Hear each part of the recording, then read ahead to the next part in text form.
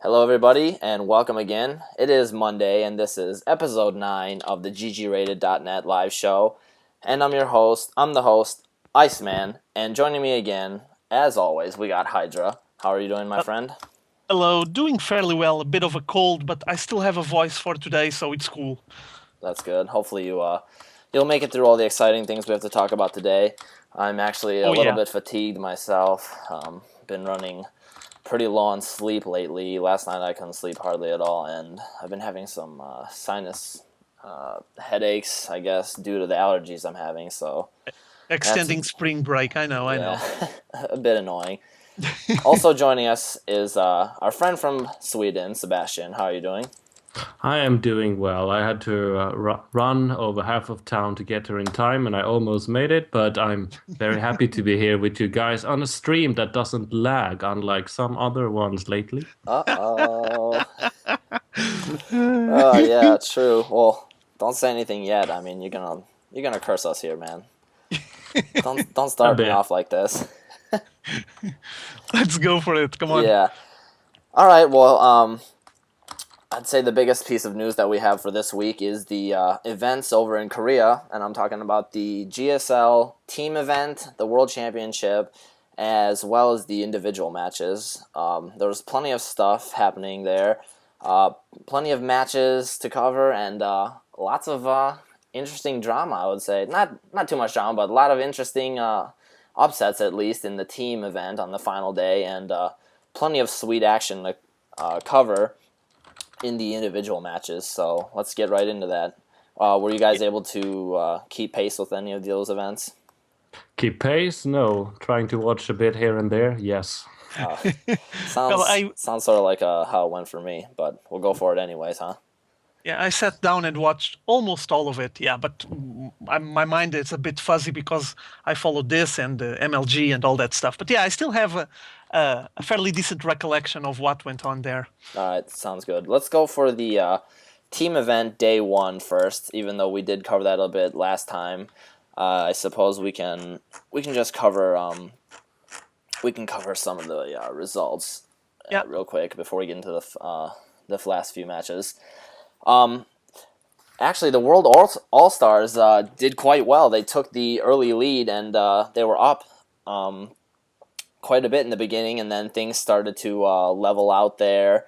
But I mean, we had great play coming from lots of the foreigner players, especially Sen and TT1 were leading the charge in the beginning. And eventually, in the later stages, we had some sweet moves from the Ukrainian bad boys, I'll call them. Duckload White Raw and Demaga. We'll talk a little bit more later on about Demaga, but White Raw OGSMC, that was a pretty sick match. yeah, If yeah. any of you guys watch the stream, I know you can catch the bit of celebration. It was a prequel leading up to the match. OGSMC came out with a sign showcasing his fortitude and his awesomeness and displaying it to the world team, talking some pregame smack there, but White Raw had some other Iceman, opinions. Iceman, you got a VOD of that. Yep, I have it playing right now. I think you have it there running. Yeah, there There we we go. go. Look at him with his board. This was so awesome. Look at him just showing off with his awesome board. And then White Rod just, paid him back in the end. Yeah, he gave him the motion that he was snapping his board in Grandpa half. toss. It was fun to watch. It was really cool to watch. Then White Rock comes out and just says, "Yeah, see, I'll just break your board." Yeah. Yeah, one of the more interesting PvPs that I've ever seen. We've seen White Raw do. I've seen some matches or shoutcast matches where he's done dropship play from the Warp Prism before, but I don't think we've seen anything like this in GSL or any of these high caliber matches. So this was something fresh and new, and it was quite exciting to see. It was great play from White Raw. What do you guys have That to was say? Well, I found the micro just impressive. He was able to just micro, and it was the way that he had at hand at that moment to actually get his stalkers to reach MC's units while he was fleeing of his base, and to avoid also the force fields. He basically was constantly micro his ward prism to pick up units and keep them keep the pace so they could reach and shoot down the units from MC. And it's something that you don't see that often. I mean, was just an impressive display of micro, and doing that against MC, I'm pretty sure that even MC was impressed witnessing that, because it's not something that you see, not even at this high level. It shows that White was on top of his game, and he had a strategy planned for that match that, as you guys know, being a team event, he was basically going for a single game, and if he does good and has another game, well, it will be fine, but basically he wants the surprise effect and uses a strategy specific for that game to surprise his opponent, and well, I guess it worked. MC got destroyed there, and by an impressive strategy by White, so congrats to him. Any thoughts, Sebastian? Well, Hydra pretty much said it all right there. It's something that, I mean, dropship play and, sorry, I meant War Prism. Am I the only one? It's something we've seen Hydra. I mean, I remember even the beta, I was thinking, this is so Brood War-esque and so awesome, only that the dropship now rules. And it was so fun to see him actually perform that strategy, because that's not standard PvP whatsoever, though it may be. Perform that strategy against the king of Protoss and the best bad boy we got in the StarCraft 2 scene. MC has that title now. I don't care what anyone says. He's the Voldemort now. And to see him take him down, or at least use that move against him, that was just, it wasn't just ownage, it was style. I loved it. Grandpa Toss, he has our hearts. It was epic. I loved every minute of it.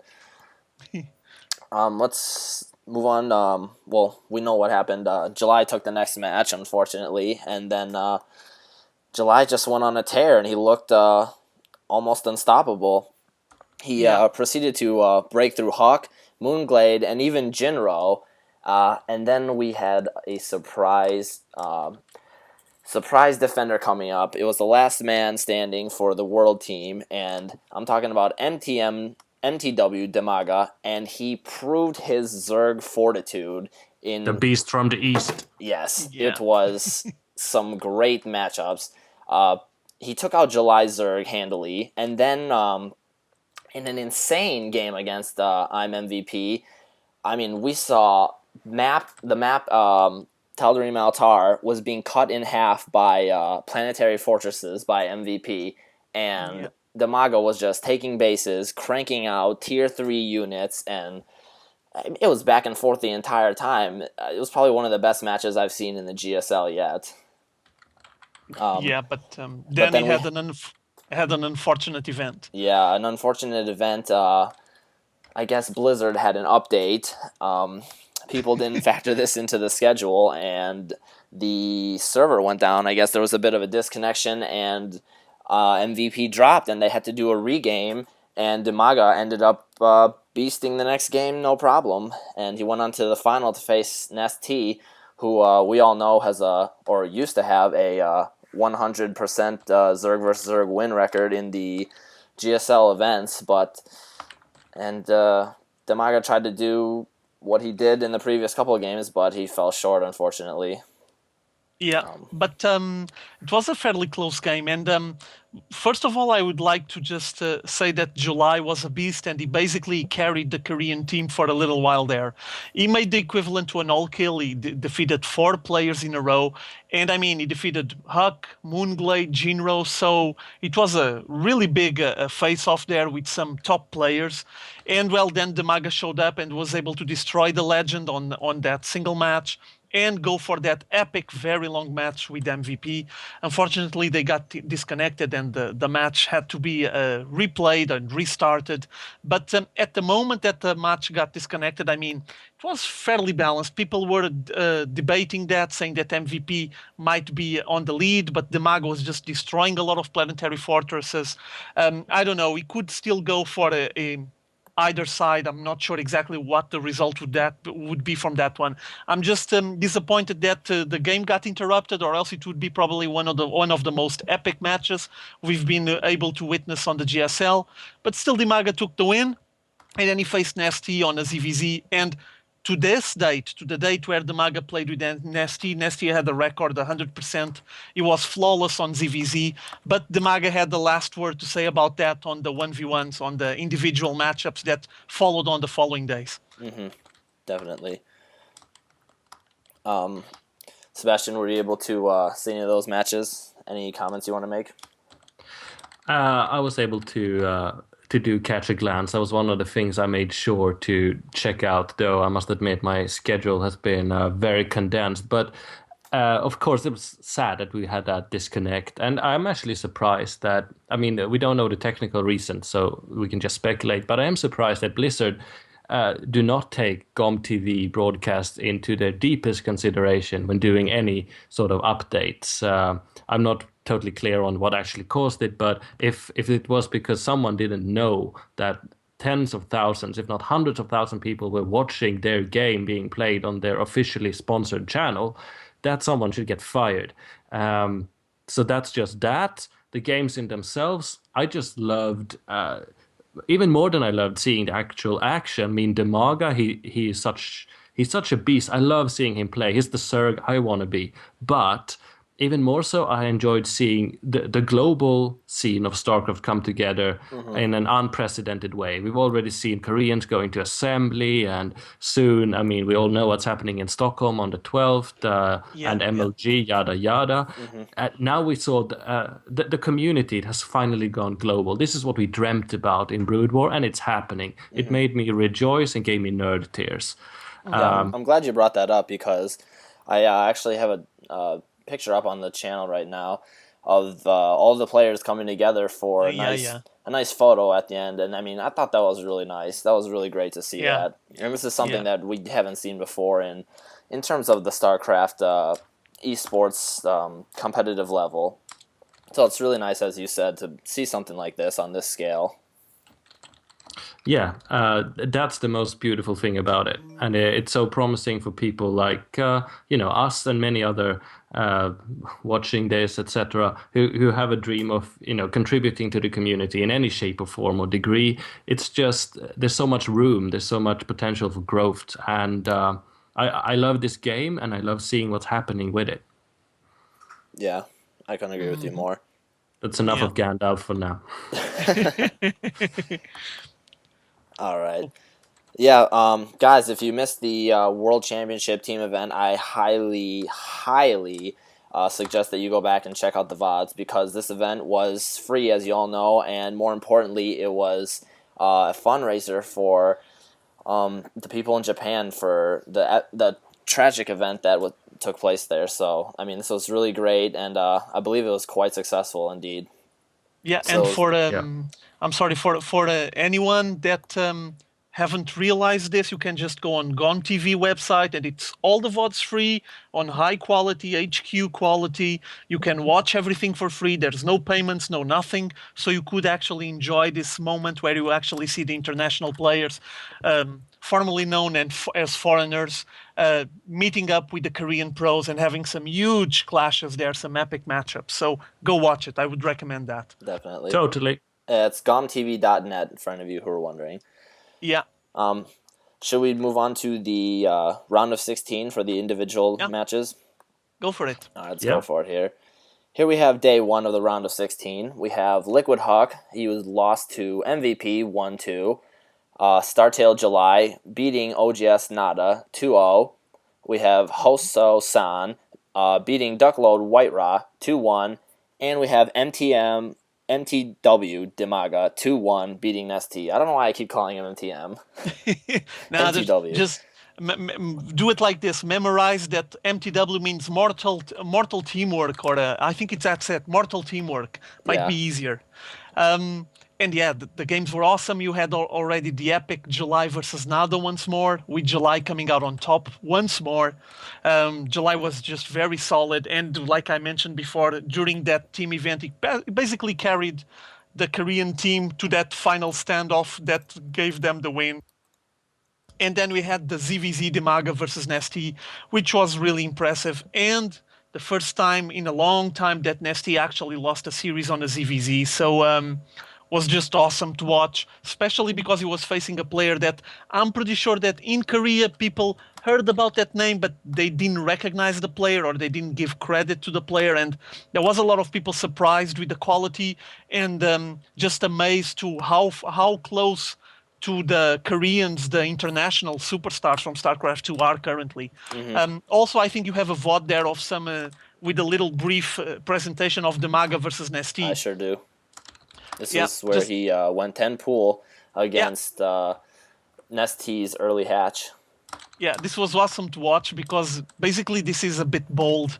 And Demaga had lost the previous match and I think he just said, oh, I'm going to try it.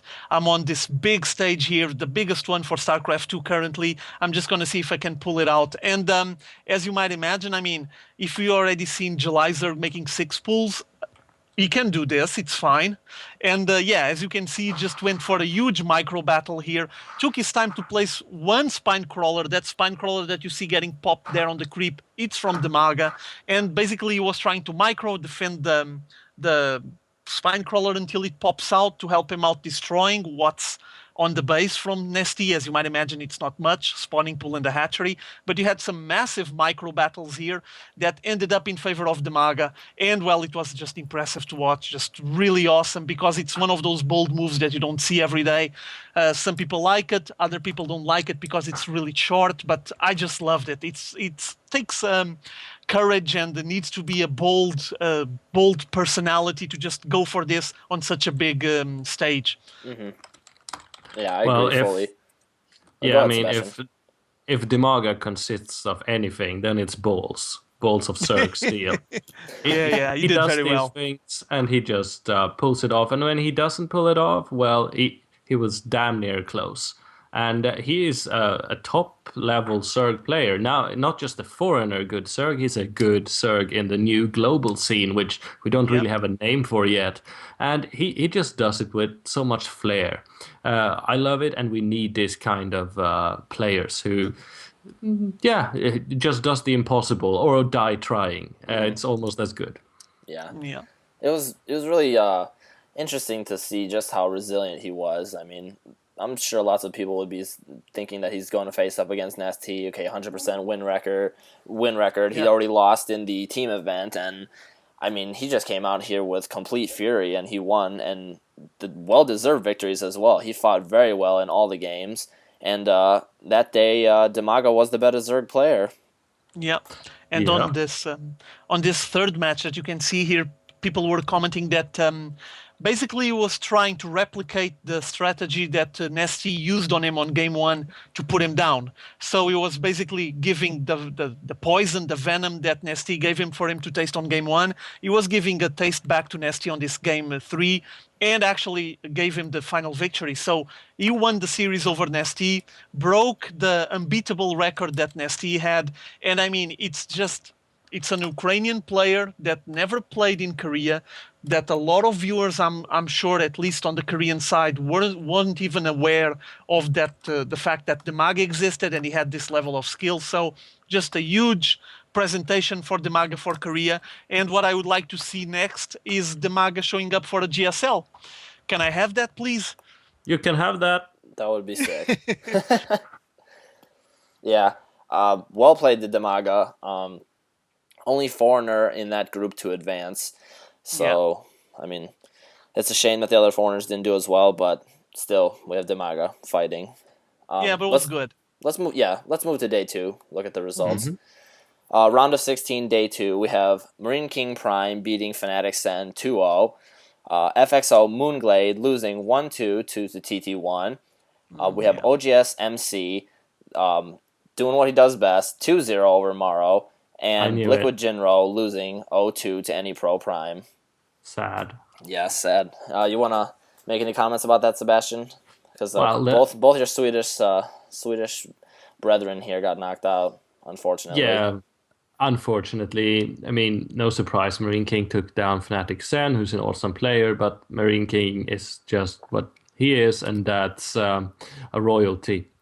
Moonglade being taken down by Fnatic, I didn't really know too much about Fnatic comparatively. I mean, I'm not too familiar with his style, and I mean, there were two foreigners fighting each other. One had to go down.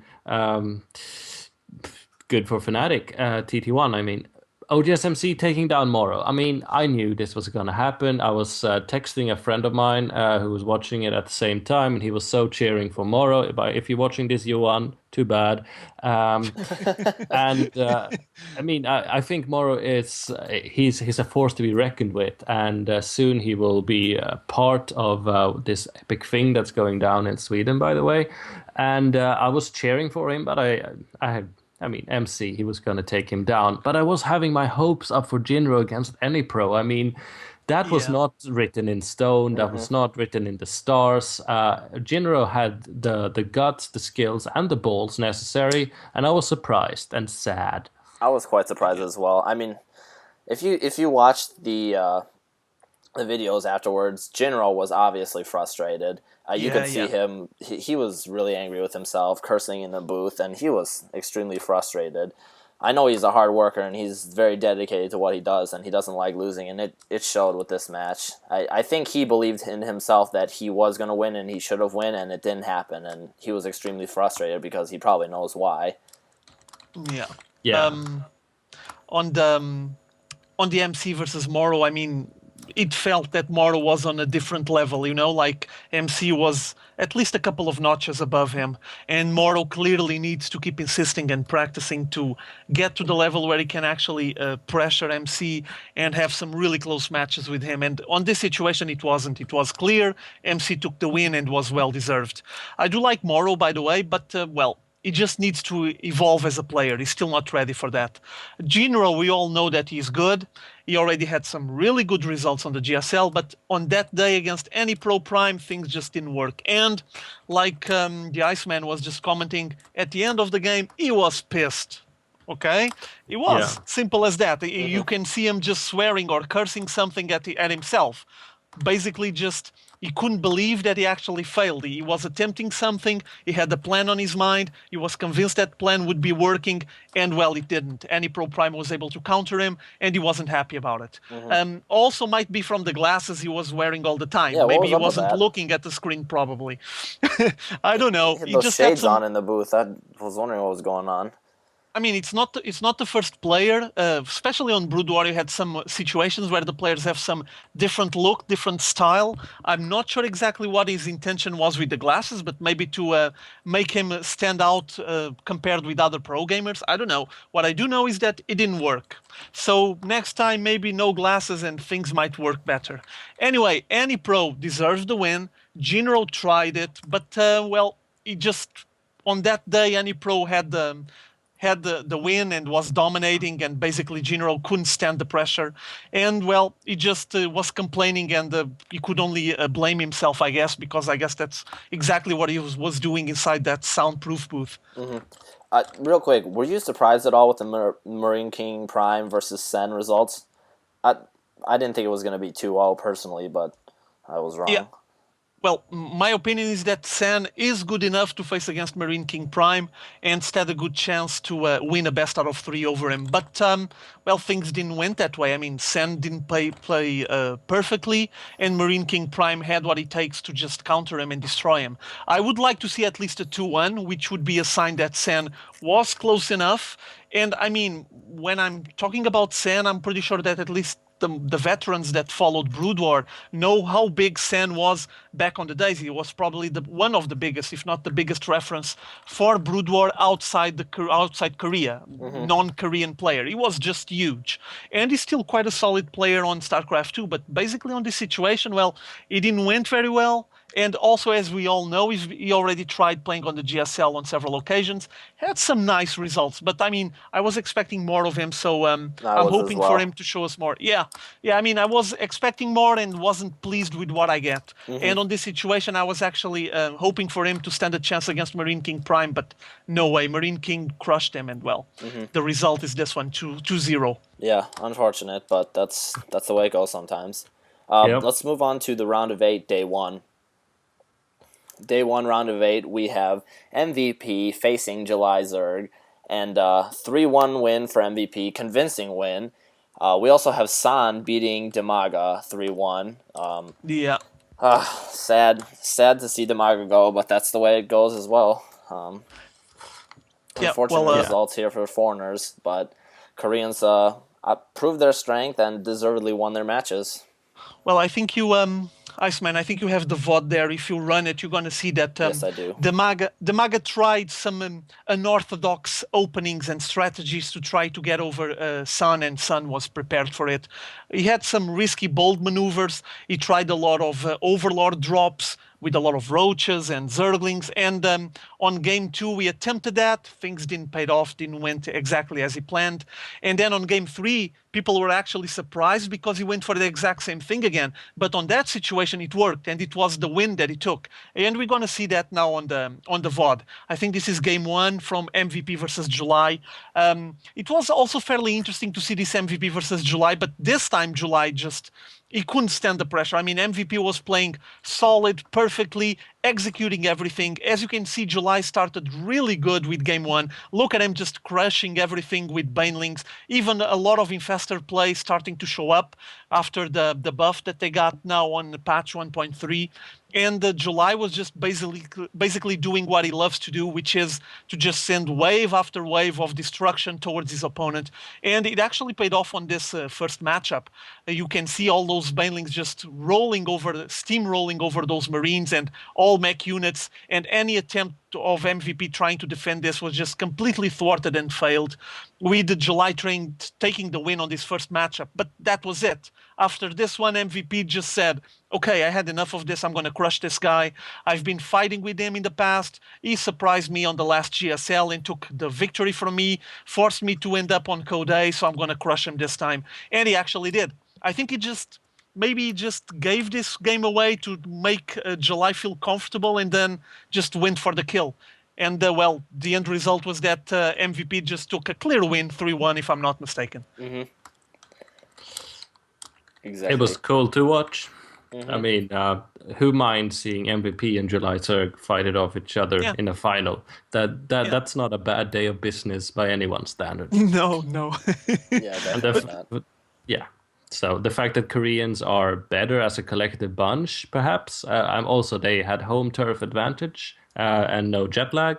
I mean, I'm not surprised. I'm happy for the event that way it went. We saw some good, strong foreign presence, and even that word foreign seems to be more and more unfounded. It was good. MVP, July Zerg facing each other, that can never be a bad thing. No. Yeah, for example, on this matchup that you can see now on the VOD, he tried the Baneling bust onto those 3 racks, but he didn't have the exact amount of Banelings that he required, so basically he blasted away all the Banelings. Still had 2 left that got set on the back, and he had to finish off to those barracks with Zerglings, and that just bought enough time for MVP to hold that aggression, and, well, things didn't went very well for July there. Something tells me that if he had like 3 or 4 more Banelings, things might have gone a different way. But hey, it's just part of the game, and he didn't took the victory there. Here you see just MVP finishing off July Zerg and taking a big sip out of that bottle. I don't even know what that is, but seems like tea. And July Zerg was just crushed. He actually started really well with that big victory, but after that, well, bye-bye, and MVP just dominated that matchup. Now it's Sun against Demaga. And San showcased some great blink play here. He just whittled away at Demaga and eventually chipped him down enough to get the win. Yeah.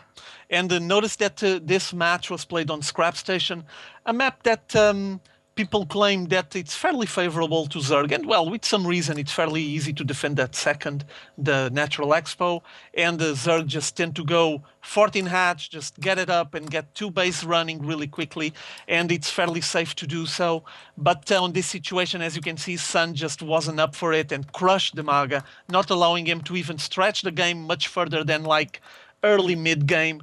And basically with that big Blink Stalker play, he just destroyed everything that was hatching out of those hatcheries. And the Maga had to GG, it just didn't have anything to defend.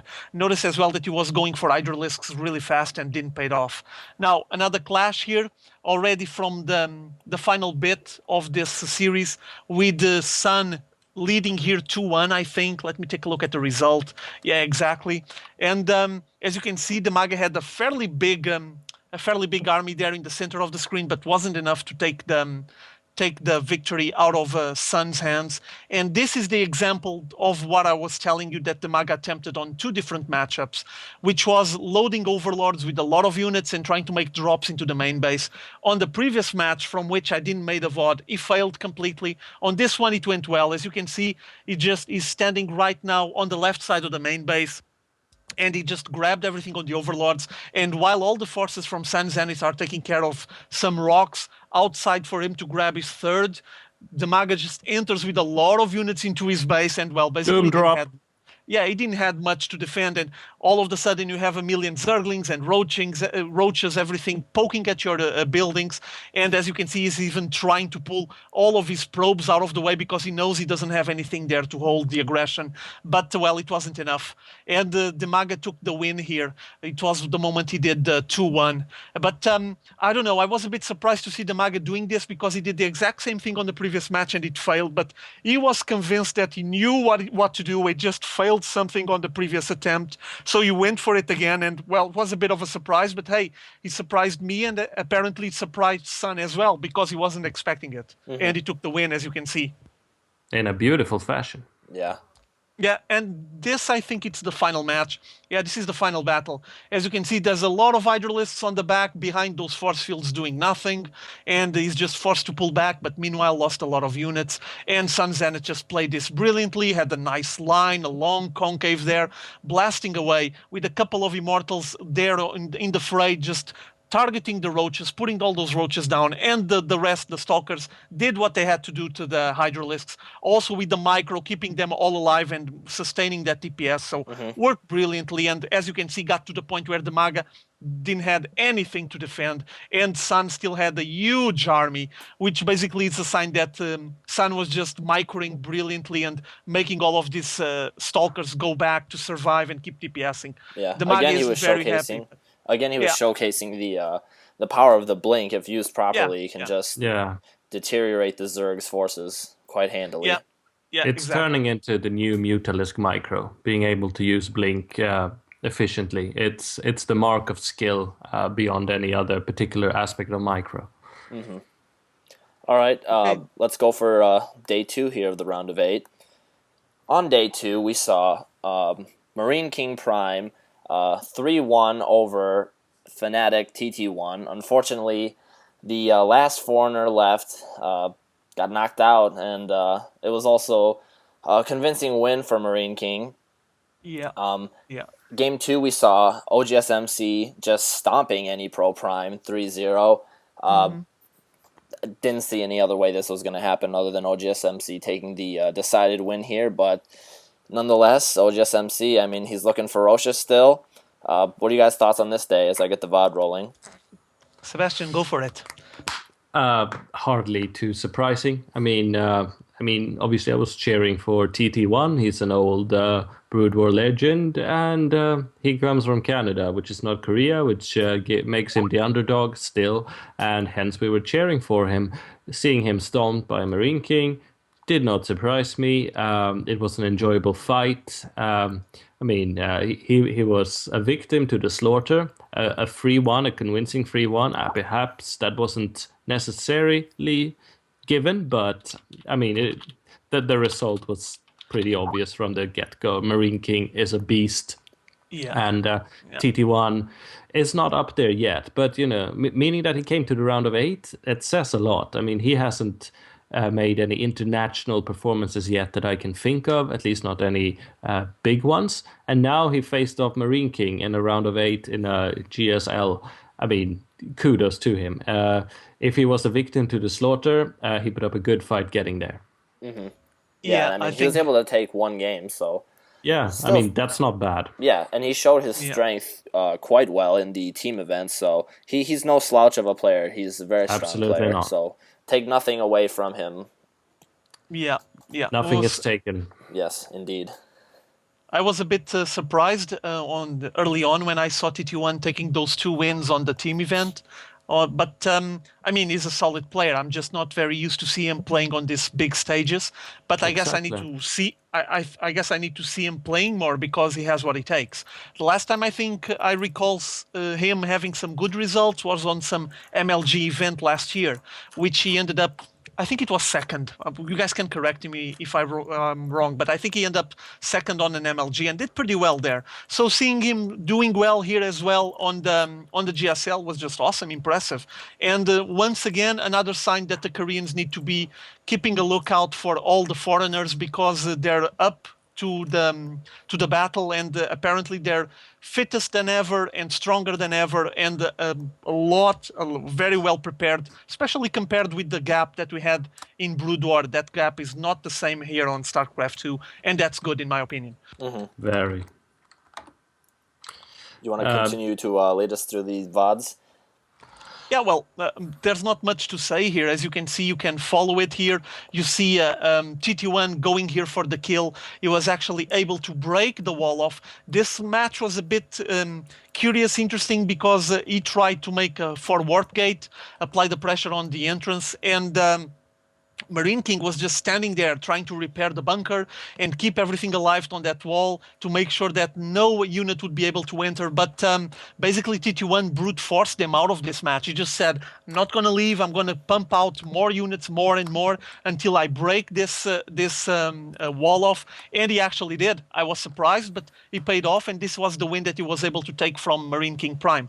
On all the other matchups, he got crushed, but still a nice win there. As you can see, you're going to have a massive battle here. Look at the amount of units that Marine King has there. He has a lot of Marines backed up by siege tanks, and basically just crushes the defense from TT1. Those Immortals trying to dish out as much damage as possible, but it wasn't enough. It's just Marine King kept flowing more and more units out, dishing out more units, and gets to the point where TT1 doesn't have anything else. Look at the amount that he's sending just now. You see, he just crushed an army, and TT1 was actually convinced that he was able to have a little bit of breathing space, and all of the sudden you have another pile of Marines backed up by siege tanks blasting away once more, and with the Marine King Prime just kept macroing and replenishing the front line of his army. He got to the point where TT1 just said, okay, it's enough. I can't handle this anymore. And as you can see here, it's a big battle over the rich mineral field that TT1 is going to lose. From this moment on, he knew that the game was lost. He was losing the rich mineral field while his opponent was just stabilizing, playing out of his 2 bases just fine, probably planning ahead to prepare the 3rd base. And well, he got to the point where TT1 just said, yeah, I know what's coming for me. I'm going to just move on and GG out of this match. And that's exactly what he did. Good series. TT1 put up a good fight, but still, Yeah, he did. Marine King showing why he's still a dominant force to be reckoned with, and still using his Marines there. Love of Marines. Stim. Yeah, and it's interesting if you guys take a look at the VOD again this little bit. You see like massive forces coming out of those racks. Like Marine King was pumping out so many units that it was just unbearable for TT1. Yeah. Sebastian. Yeah, that is what brings me to mind the old Brood War Master I Love Uve, which of the 10 people watching this stream right now, perhaps 2 or 3 will remember, because he is well old school by this stage. But he was called the cheater Terran for a reason. He could make more units than what was considered possible or even legal. And Marine King Prime does the same thing. Macro, sure, many people knows how to do it. I mean, it is a skill like none other, but Marine King Prime, he does that and more. It's like he knows how to macro, and then he studied magic and did it some more. He is Yeah. just unhuman, ubermensch with his capacity to pump out at least tier 1 units. It's just I mean, he's not the best player out there. He's perhaps top 5 in Korea. I mean, he hasn't won GSL. He has nearly done it, etc. But the way he macros, it is like none other, and including Nada, it's just a joy watching him own. Yeah. Indeed. And now we have here the other game. Iceman. This one is Any Pro Prime against Young Min Chul against OGS MC. And, well, it wasn't much of a contest, to be honest. Min Chul, like they call him in Korea, but OGS MC just crushed all over Any Pro. I mean, Any Pro didn't stand a chance on any of the matches. I don't know, just the micro from MC was just brilliant, impressive to watch. He was just on the ball every time. Look at him here, just splitting the forces from Any Pro, like cutting his army in half, and now he's going to deal with the second half, and Any Pro knows that from this point on, he doesn't have enough. It's useless to stay in the game because I don't have enough to defeat MC. The moment he used those force fields, he just crushed Any Pro. And basically, there wasn't much of a contest. I mean, 3-0, clear, and it even makes me think that would be nice for Any Pro to have lost the previous matchup, so we could have Demaga versus MC, like it wouldn't be a PvP, it would be a PvZ, and it would be interesting to see the Ukrainian Zerg Master facing against OGS MC. I would like to see that. Maybe one day in the future, I guess. Yeah, you never know. We will. And here we have the players all coming up to the stage area. Notice Jinro in black. Yep. Looking suave. By the way, although you see those glasses that player from OGS has, those orange glasses. I'm not sure if you guys followed this live, but it was being aired on a 3D screen. So those glasses were for 3D, so you could watch it on 3D on TV. I would like to take a look at that on 3D. Must be interesting to see the units popping out of the screen. Yeah, or at least the HUD information would be pretty cool. I'm not sure how much the units actually themselves I'd want to see. I wouldn't mind some of the HUD, maybe unit counts or resources would be kind of interesting, but I'm not so sure how. After an extended period of time, it might get strained, pretty annoying on the eyes. Probably, but yeah. Still, nice. Yep. We can look forward to the finals, or the semifinals, excuse me. We can make some predictions here. The semifinals will be held tomorrow, April the 5th.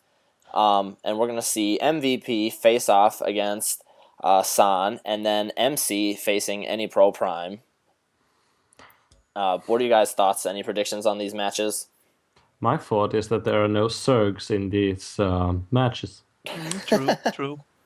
Other than that, MVP must take down San, because whereas PvP is not as tedious as it perhaps was last autumn, I do not want to see a mirror match in the finals. But having said that, if I interpret this correctly, if I want MVP to face OGS MC, yeah, I mean, they are favored, aren't they? I would say, against them. Yeah, but then again, I would say San and Any Pro, seeing both pros advance, not necessarily so. I must say MC is the powerhouse more than MVP, but of course, by the hair of an unmentionable word, which I can't say on the stream, it's not so much of a difference. So, fuck it. I'll say MVP and MC will face each other in the final. Yeah, I would like to see that as well. Basically because you guys recall what happened last time they met up on the finals of the GSL. That was nice. Yeah, so I want to see that again, basically. I just want to see them clashing on these finals. It's going to be awesome. I mean, MC, it's probably the biggest reference. Protoss-wise, he's probably the #1 player in the whole world. And from all the races and worldwide, he's probably, if he's not #1, he's on top 3. Depends on anyone's preferences, obviously. But or seeing unless him he play, plays in the TSL. yeah, but watching him play against MVP on the finals is going to be awesome. I just want to check that. And much respect for Sun, who was previously Sun Zenith, and Any Pro. But I think they already did pretty well. And I think it's time for us to have another epic matchup, MVP versus MC. That's what I'm betting on. Yeah, I would say it's quite a safe bet, especially with the way MC's playing. I mean, right now he's unstoppable. He's just ferocious beast, tearing up all his opponents. Any pro, good player nonetheless, but still, unless there's some freak of nature accident or some crazy strat that he uses, I really don't see MC going down. And same possible. for MVP, he should advance as well. So probably going to look forward to another epic final. Yeah. Let's move on. All right. Do you guys want to talk about the MLG Dallas, what took place?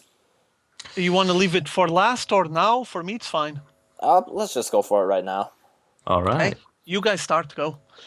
All right, as you guys know, MLG Pro Circuit has started off. This past weekend, over the past 3 days, it was the first event of the Pro Circuit, and it was featured in Dallas. And as maybe quite a few of you might already know, there was quite a bit of a headache with this event in terms of StarCraft 2 coverage.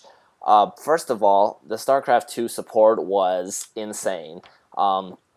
Sundance, who's in charge of most of the events, he even admitted that the viewership was doubled, I believe, their expectations and their estimations. Yeah. So for the first couple of days, the stream was down. I mean, it was crashing all the time.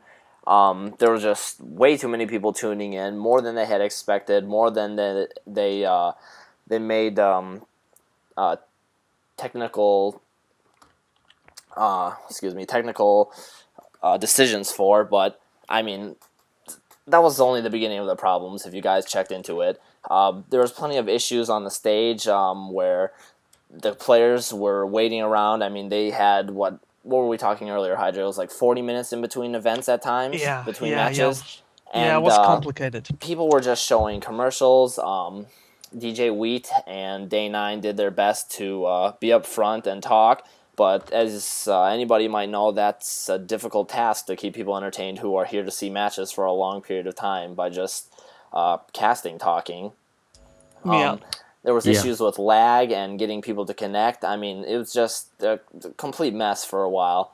And it's sad to see that the first event turned out this way, since StarCraft 2 is so big and so many people had wanted to see this. It's just frustrating and bad for the entire scene. Any thoughts? I'll let you take it first, Sebastian. Well, I was unable to watch the entirety of the stream, partly because there were many other things going on, mainly because it kept dying on me and I lost patience. And then the stream was quite low resolution, and I was just getting cut off all the time. So I was only managed to catch game one of the finals and a couple here and there. I mean, I read up on it, and I look forward to seeing some more casts. I know I watched one of yours today, Hydra. It was it Pain User and TLO? Yeah, Either way, TLO, game one. I'm going to upload game two today. Please do, and I'm sure all our favorite casters across YouTube will take care of this for us. But it's just, I mean, we will talk about the games, yes, but we must reiterate how sad it is that MLG has taken upon its shoulders. I mean, it's a company that runs for profit, so. It has taken upon its shoulders to invest their time and money into providing qualitative esports entertainment. And I know it was so hyped before. StarCraft 2 was supposed to be on the main stage, unlike Halo or whatever else they're concerned with. They had finally got it seemed like. And then now they clearly did not have the infrastructure or the organization for it. They were just so sponsor whoring, showing the commercials all the time, and clearly they did not grasp the concept. I mean, I know all these tournaments have their issues, the vehicle of technology and esports, yada yada, but this is just beyond reconciliation. I think MLG sucks. And I don't think it's deliberate that they skimp on this or that. They just they don't know what it takes. They don't have what it takes, and the few people who do are not in charge. I mean, it is a sad state of affairs when you have this potential money maker, cash cow that is StarCraft 2 and all the people wanting to watch it, and you F-word it up. Yeah. I'll pass it on to any one of you now. I just Yeah. wanted to say something real quick. I mean, I believe they have about 52 million in spending funds for their yearly event. I mean, especially with all the sponsorship and the high profile sponsors that they have here, I was seriously depressed and upset and frustrated with just the quality of the production value. I mean, you see much smaller events, for instance, Dreamhack, with much less money, go a lot further than what we saw here, which is the wrong people are either in charge or they really severely underestimated the StarCraft 2 turnout, which is a big shame. And we're just going to have to rely on VODs and perhaps some re-shoutcasts from people on YouTube. But, I mean, that's unfortunate. Yeah, that's not what we want, is it? No, exactly. No. That's not what this is about. I follow this, or try to follow this closely. For the first 2 days, I wasn't able to watch any stream. I'm sorry. I think I got a glimpse of something that I might consider a stream for like 5 minutes on the second day, but that was it. No, you're right. I tried as well, but it was a complete mess. It's unbearable. I'm on the European side, and my internet here is not a big thing. It's quite crappy, to be honest, but usually it allows me to watch the streams, and it wasn't working. And then we had very long periods of time where they were trying to fix things. And you could see not thousands, but hundreds of pages showing up on TL with people saying, I can't watch anything. What's this? Is this a joke? Is MLG just messing up with us? But then actually we had some people from the organization, some MLG representatives actually showing up and making a couple of posts on TL saying that they're terribly sorry, but they're completely shocked with the amount of people that showed up to watch the StarCraft 2 stream. And there was a comment saying something like, it's kind of the numbers, it's close to double what we expected on our wildest dreams for StarCraft 2.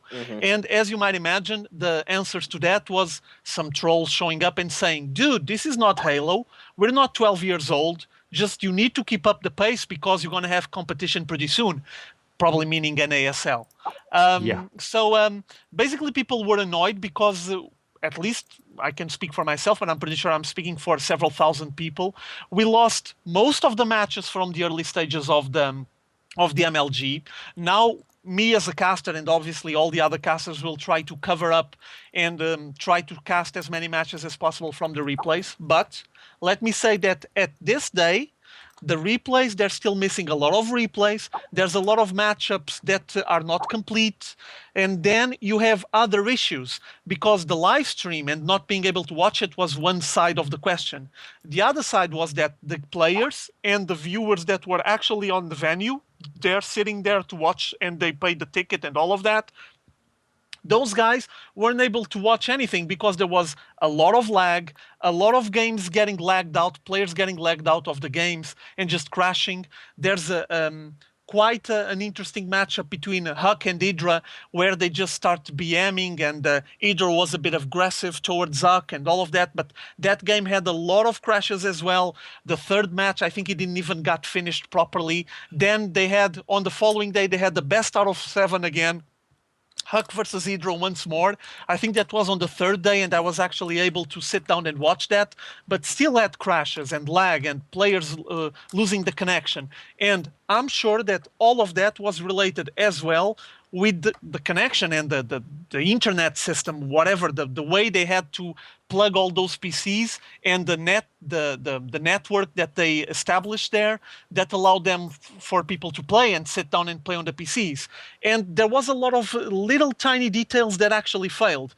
just an example, and this is available for anyone to watch on a YouTube video. There's an interview with a guy that is one of the editors on Team Liquid.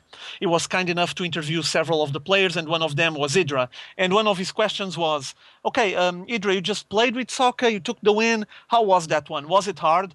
And Idra was very blunt and straightforward, but I think he did right. He just said, no, it was really easy because I could hear the Void Rays coming. I could hear Sok making Void Rays. I mean, he was just saying that there's not even a proper way of muffling the sound, so the players are not listening to what's happening on their side. And basically he said, no, I had an easy win because I heard the Void Rays coming, gathered the proper counters, a lot of Hydras, and when the Void Rays came, I just crushed it. Yeah, cool. Yeah. And I mean, that's unfortunate, man. That shouldn't I mean, happen in an event of this magnitude. Something like that should not take place. But notice was just one of the examples. I read some comments from people that were actually sitting on the venue and watching that the organization at one moment decided, okay, the casters are too loud. We're afraid that the players might be listening to what the casters are saying.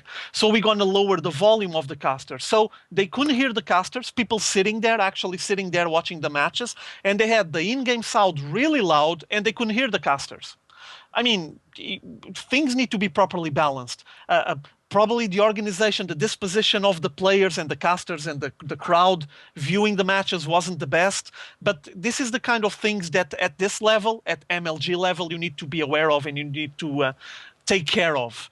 I know that I enjoy MLG. I recall MLG last year in Dallas, people sitting on the floor but having fun. It was awesome to watch. Yeah. And this time, I mean, things just didn't work. I also recall one of the comments that people were making as, why don't you get some sound booth? And one of the answers was, the sound booth don't fit on our trucks. Come on. Yeah, I mean, Dreamhack is able to have sound booths. Come on. Yeah. Now, another thing, last detail, which I find important for me personally, because I'm on the other side of the Atlantic and the only way I have to actually watch this is through the streams.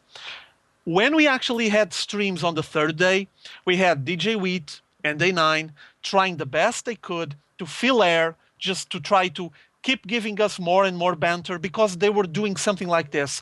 I don't know, half an hour games and then 40-minute breaks, while other matches were going on. Like close to the quarterfinals, you had TLO and Naniwa and Kiwikaki all playing, and Day9 and DJ Wheat were able to follow one match, and then the match was over, and that's it. And the only thing we were able to get, the only information we were able to get from the other matches was some text that they kept writing on a chat box. I mean, let me try to understand this. Calder, the German caster, can have two PCs and get invites for several matches on different PCs and can jump from one PC to the other and watch several streams, and there's basically no downtime or like 5 minutes downtime, and he's always on a game. And MLG can't do that. I mean, Kaldor is basically a one-man band, he's trying to make a one-man show, but things work and he's very professional. Obviously, he has that studio backing him up, but still, it's not something you can size up to what MLG is. And I mean, MLG needs to have a solution for this. Like, don't give us 40 minutes breaks between games while there's like 3, 4, 10 other games going on. Just feed us games. We're here to watch the games. I do enjoy listening to Day9 and DJ Wheat. They have some nice jokes. They have a nice chemistry between them, and it's fun. But 40 minutes of it at a time, no, just a little bit less, please. So these are points that I would like to see fixed in the future.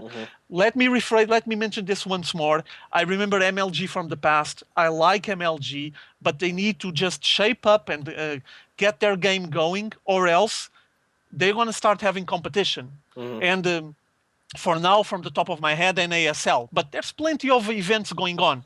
Dreamhack doesn't have the size of MLG. They allowed a lot of streamers to go there. I know that MLG doesn't want that. They want to keep everything contained and controlled inside they want MLG. Broadcasting. Yeah, but for Which example, is Dreamhack. so the wrong move. On Dreamhack, you guys know what we all did. Like, okay, there's like 5 streamers. Let's take a look. I like this game. I'm going to watch it. Then, Yeah. okay, this guy doesn't have a game. Let's watch the other stream. And everyone was watching a ton of games. And then you had Intel Extreme Masters World Championships that weren't that long ago. That one, I would say that you can size it with MLG, okay? With some differences, but basically they play on the same league. And Intel Extreme Masters worked just fine. I didn't have any problem with it. I just enjoyed it. And like I mentioned, I mean, MLG before, when people were sitting on the floor, it worked better than now with chairs. So get that thing sorted, or else NASL probably will crush you unless you get an alliance with them. We might see that one day. Yeah, but yeah, definitely. I don't think the in-house casting is the way to go for this. They need to expand, and I believe Sebastian agrees as well on that, as he was alluding to. Yeah. Yeah, exclusivity is not the way to go these days. You want to proliferate your content all over the place. Make sure your logo is in the corner. Make sure people associate your brand with awesomeness. Yeah. Being a bitch in any other fashion will get you killed by the NASL. Yeah, there might be some legal issues with proprietary rights and whatnot there, but I'm not exactly sure how that all works out. But it would be nice to see a little bit better, as you were saying, with the something a little more along the lines of Caldor's setup. But let's wrap Yep. up MLG real quick, and let's go over the results. Okay. Let me just make one more comment, and you can show the results while I make the comment, obviously. I'm not sure if you guys followed the Huck versus Idra matches. There's a lot of BM related with it, basically coming out of Idra. But let me make this comment. Idra this time had the BM, but he backed it up with results, which is something. Okay, even if you Yeah, don't like the that's a guy lot. took some wins. Yeah, I rather have him BMing and taking the wins because he was solid and played consistently than BMing people and just doing crap.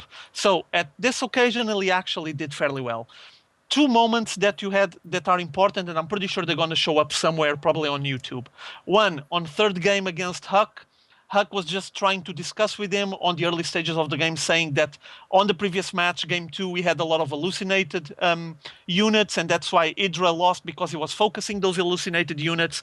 And Idra just told him, fuck off, which is fairly nice to watch on a big events as MLG. And then the best one, the most awesome one, was in the end, after he had the best out of 7 with Huck, he took the win convincingly, 4-2 if I'm not mistaken, and he got interviewed. And one of the comments that Idris said about Huck is that Huck knows that in a straight game he can't beat me. So Oh, basically it was, yeah, kind of a bit strong, but notice this. If he had lost and made any kind of comment similar to that one, yeah. it would be bad. But It I would be mean, it bad took news, the especially with what happened yeah, with but the TSL events recently.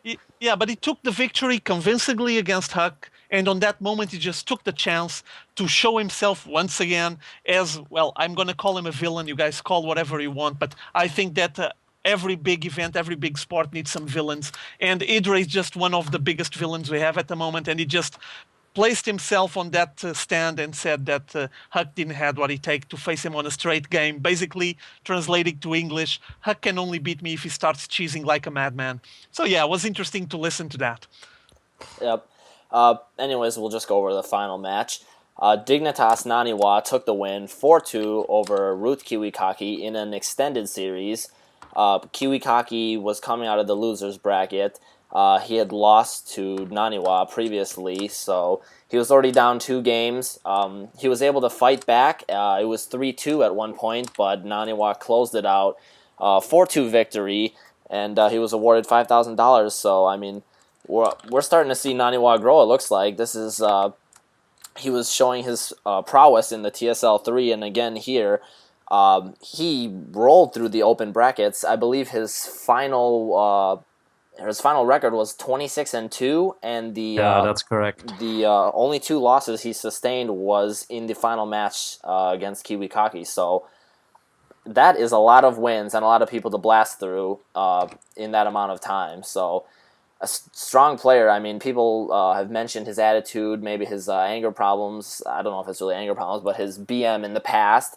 I don't care, man. The guy, if you can pull off a feat like this, it's well deserved. And definitely, I would probably give it to him that maybe his attitude had something to do with it. You know, I'm here. I'm gonna win. I'm gonna beat these guys, and you have to have some attitude to back you up to make it through something like that with such a clean record in that manner.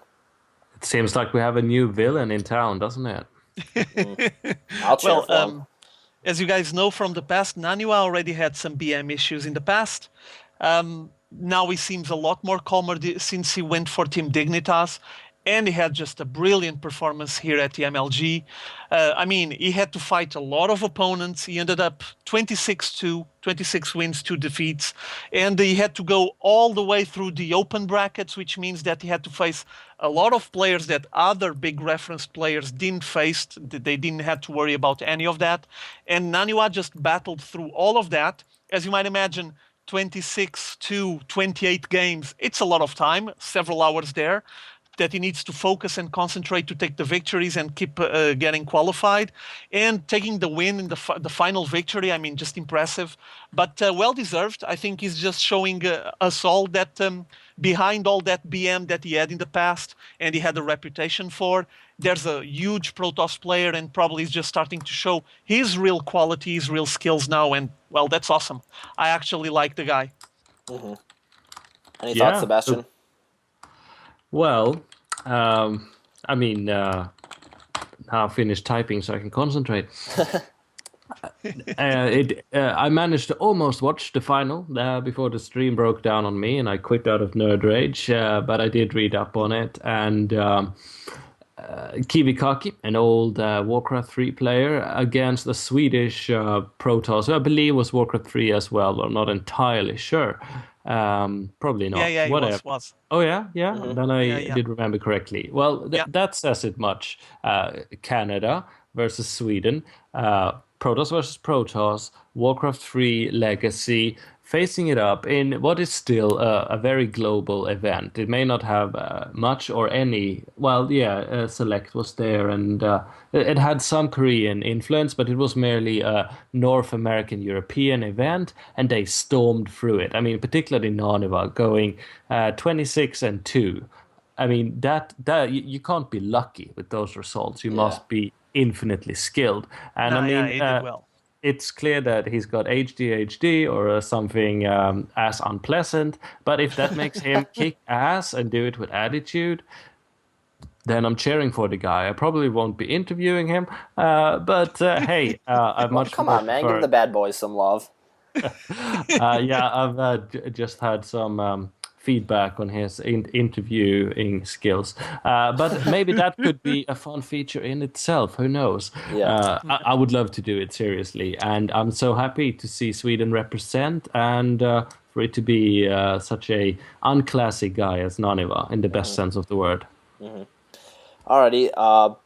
Since we talked a little bit last week about DreamHack, dropped some hints, talked a little bit about who that 8th invite spot might be.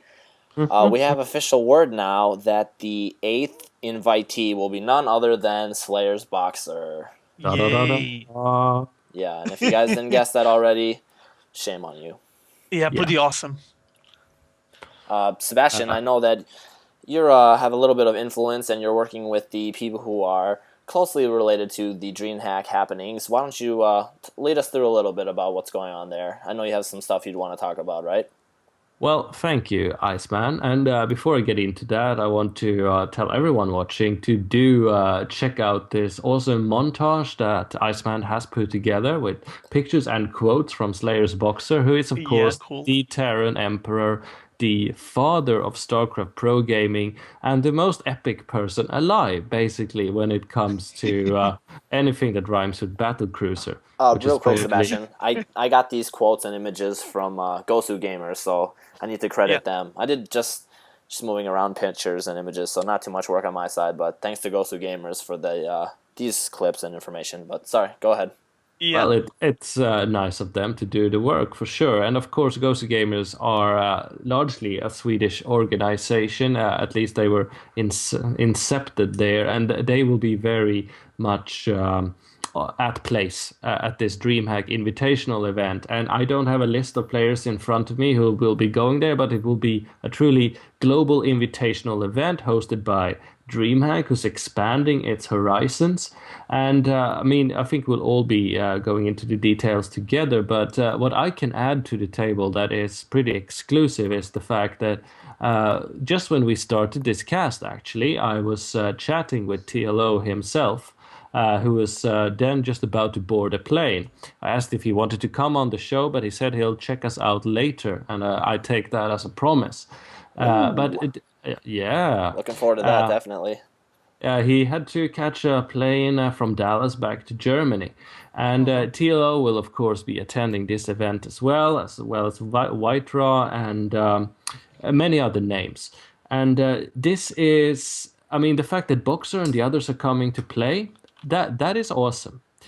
That is not all that is awesome. The thing that I've been alluding to for months now will be revealed in conjunction with this event, or at the very least directly after. This thing that TLO is involved with, that will be a new milestone in pro gaming history worldwide, etc. That will soon be known to all of us after April 12th. So this is the top of the iceberg, I can say. I'm not allowed to say more than that, but truly, we will now see esports becoming global. Again, I sound like a broken record, but here we see the testament. People living in Sweden can go and meet the emperor together with all the other fans. Mm-hmm. That is unfathomable to me, who watched these guys VODs for years on end, and now he's arriving in Stockholm, and for good reason too. Starcraft 2, we've seen nothing yet. Mm-hmm. Sebastian, I'm kind of going to put you on the spot here. Are you going to be going to this DreamHack event? I have some things that are holding me back. I look to resolve them. So okay. Definitely maybe. All right. Well, if you do go, make sure you take a video camera, and see if you can get some interviews or some footage here. Select for GGRated. You can count on that, Iceman. Awesome. Sebastian, keep this in mind. Chloroform works every time, okay? Go ahead. But really, Hydra, don't you think the Emperor would have developed an immunity to that by now? Might be, yeah. You might be right. That was good. Go on. Yeah. Go ahead, Sebastian. That's all the concrete information, which actually wasn't anything, apart from the fact that TLO has just boarded his flight from Dallas and will be checking in on us in the future. But many things will come out of the DreamHack Invitational. And what we know already is just the beginning.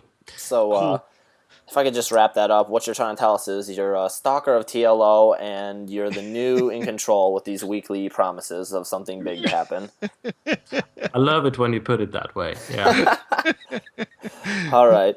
Let's move on to, I believe, our last topic of the day. Yeah. We mentioned a little bit about the NASL possibly going to be rivaling MLG. Seeing as how MLG had a bit of a failure on the first weekend, but we're going to have to give them the benefit of the doubt, see what's going to happen later on. But NASL looking strong, and they've just released their division players, and we're going to go over that and look through that real quick here. Yeah. We got Division 1. Do you guys want me to just read through these real quickly? Sure. I don't know if there's too many to read, but I'll just go through this really fast. Go. All right. Division 1, we got Moon, Phoenix, Kiwikaki, TLO, Sheth, Artosis, Vibe, Grubby, Rainbow, and Morrow. Division 2, we see QXC, Dark Force, Cruncher, Show, TT1, White Raw, Momen, In Control, Ensnare, and July. Division 3, we're going to see Kawaii Rice, Hey Pro, Naniwa, Slush, Axlav, Straylock, Moonglade, DDE, Squirtle, and Nada. Yay. In Division 4, we will have the feature of Select, CT, in caps, Hasuabs, Cats, Machine, Ace, Bratok, Starlife, Goody, Rhett, and MC. And in Division 5, we're going to be faced with Idra, Sake, Cloud, Sen, Tyler, Mana, Drewby, Pain User, Xenio, and Boxer. And my goodness, I can't believe I just made it through that. Can I get a round of applause, please? Yes. Now, I'm gonna throw a bit of poison on both of you for you guys to discuss this while I just sit down and listen to your opinions. As you guys know, if you don't know, I'm gonna update both of you. There's a couple of issues related with these lists. First of all, let me mention that I love the lists. Huge players, awesome, but there's some players that got stuck outside for different reasons. One of the reasons was too late. They sent their video. You required to do a video presentation, like a video apply to the NASL. Some of them sent it too late, so no spot for them. One of them, Demaga. Okay, now another side. Some players are not allowed because the organization from NASL want to make sure that all the players will be available to play this and to come to Los Angeles to play the offline, when they're going to be, I think it's from the round of 16 onwards to the finals. They want to make sure that every player will be able to attend. So players from countries that don't have a visa agreement with the United States and are considered coming from countries with risk, they weren't included as well. One of the examples, if I'm not mistaken, it wasn't Dark Force. It was a Zerg, now I don't remember his name. It's a guy from Romania. He's very well known. It's just me getting senile, okay? Much respect for that guy. I can even go and search his name. So basically you have some players that maybe were able to take a spot out of one of these guys here on the list, but they're not here because of diplomatic issues or bureaucratic issues. I would like to see Demaga there, and he applied. Can I trade, for example, Demaga with Vibe on Division 1? I would. About the guys with the visas, I mean, it's understandable. I think I respect that more than the fact that someone took one or a couple more days to send the video. But I understand that this is a fairly big organization. Things need to be done with proper time, and maybe players shouldn't stretch it that far. I'm just a bit sad I don't see Demaga there. But yeah, these divisions have some monstrous players, huge players. And in my modest opinion, the one that I want to watch the most is Division 5. Basically because there's a lot of Brood War veterans there, and I want to see them clashing on Starcraft 2. Go ahead. I just want to say one thing about the deadline issue. I mean, even if they're big superstar players, the deadline is the deadline, and if they didn't meet the deadline, you can't hold up the process because somebody didn't put in something by the deadline. I mean, if you're running a professional organization or any professional entity that, for that matter, if you don't meet something by the clear deadline that was obviously posted, I agree. I mean, that's just something that you can't make excuses for. That he's a big name player, we'll try to get him in. I mean, you have to abide by the rules, and that's the professional way to run things. I don't know all the results on why certain players did not make it. I know there is a thread on Team Liquid. If you search for the NASL players list, the final, they have an important message there. There's a link to a thread to educate yourself on who made it, the application videos, and why people reject it or not. I didn't go through all of it yet, but I know the information is out there. So I'm pretty sure there's probably clear reasoning behind some of the things, even though, as you said, Hydra, I'm sad that Demaga didn't make it. Also a notable other player that didn't make it, Sella. I love seeing Sella play. The guy's hilarious, but I mean, there's reasoning behind this, and I'm sure that some players will get, if there's success with this season, we're going to see other players filter in later. Sebastian, why don't you give us some of your input as well? Yes, I mean, it in all competitions like this on an international scale, there are going to be political, if not diplomatic, and certainly practical issues. NASL, unlike the TSL and unlike the GSL, who requires people, of course, to be there physically before you can even start competing, and the TSL is strictly online for now. That is the case. Whereas the NASL, they have an online qualifier, and they want to make sure that they can bring a kick-ass offline event like GSL final that kind of level. So they need to make sure people can get there because they're trying to stand by a product that for viewing fans will be as epic as possible. And people have to adhere to certain rules. Now, we may disagree with the countries at risk or whatever might be the issue for getting traveling visa into the United States, but those things are outside of the control of the North American Star League. If the True. USA do not allow certain Romanian players to enter, then that's just too bad. But it's not their fault. We have to abide by it. Yeah, I understand that. I'm just being a bit of a fanboy, I guess, and was just whining about it. But yeah, it's understandable. It's all good. It's all good. Makes for some good conversation here. But yeah, I think we got some huge names. Everybody here is a huge name. It's just like a superstar collection. And I think the reason that this NASL is going to have success is because the proper people are behind this organization.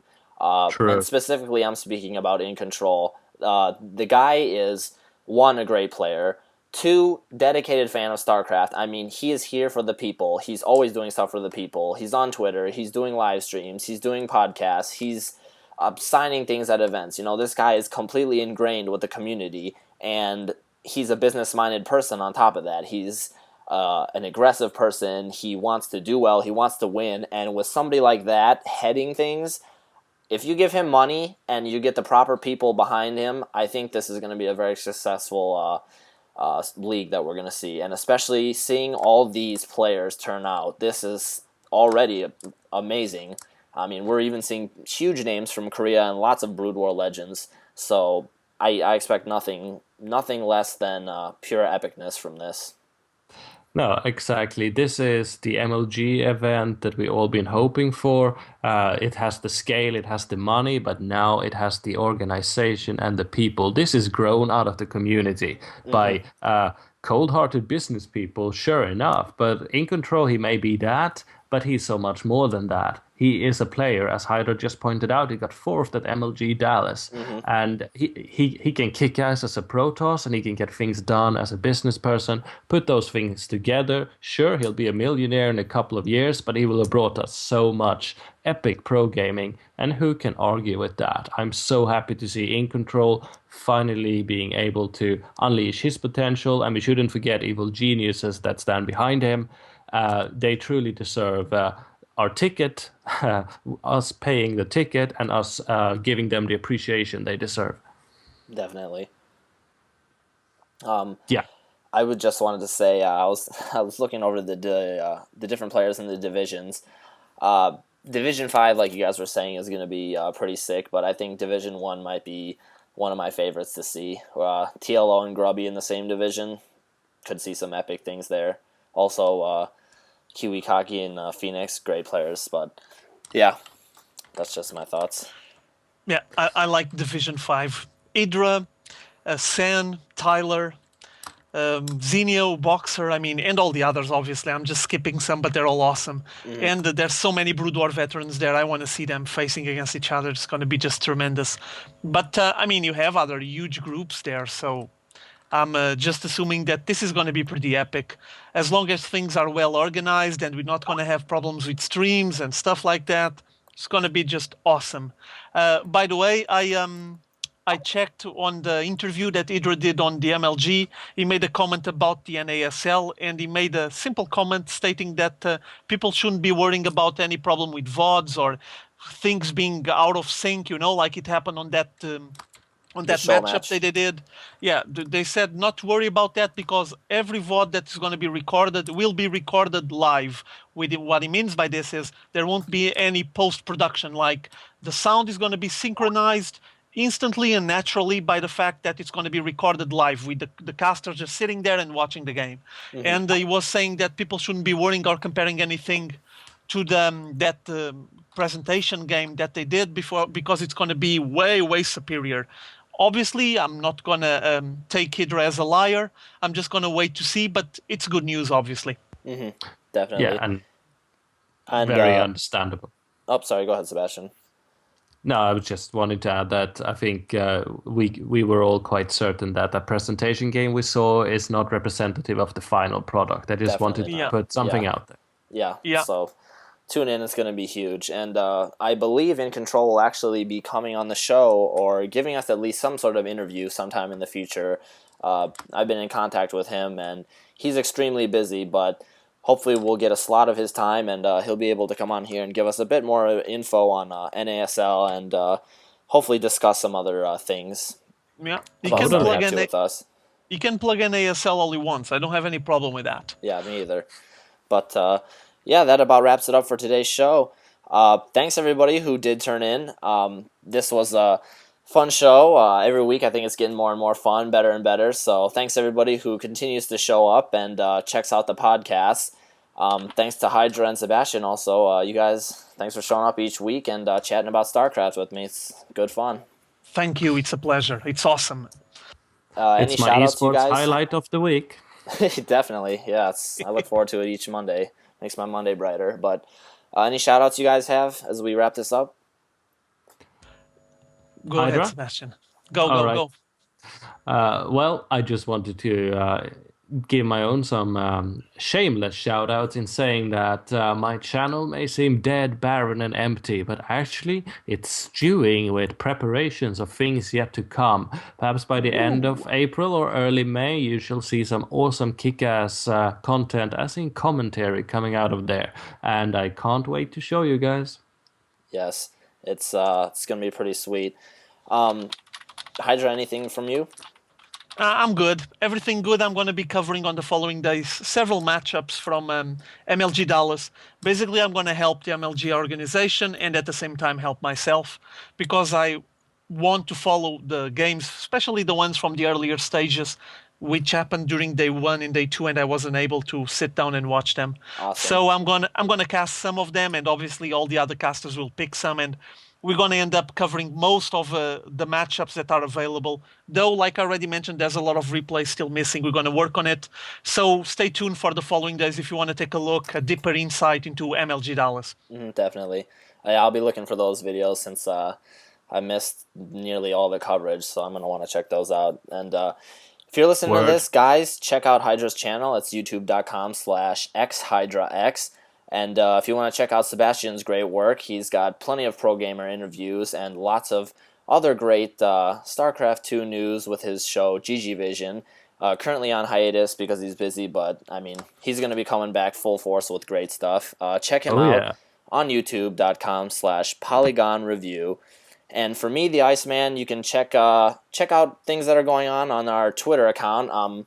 Trying to tweet a lot more, being more active, tweeting back at people who tweet at me. So add us at twitter.com/GGRated and give us a shout out. If you want to send us an email, liveshow@GGRated.net, and continue to tune in and spread the word and tell your friends. So thanks everybody who did tune in, and we will see you again next week, same place, same time. GG. GG. Oh yeah. Oh yeah.